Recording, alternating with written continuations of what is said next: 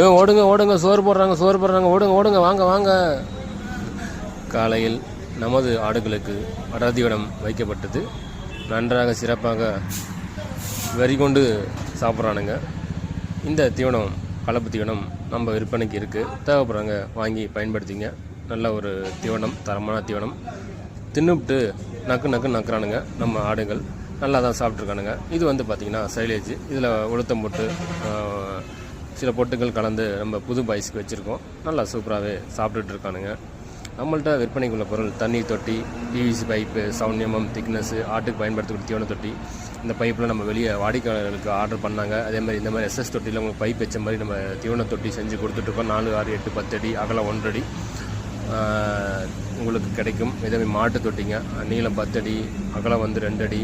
இதில் வந்து பார்த்திங்கன்னா உங்களுக்கு அடர் தீவனம், உலர் தீவனம், பசுந்தீவனம் எல்லாமே நீ போட்டுக்கலாம். துரு பிடிக்காது. இந்த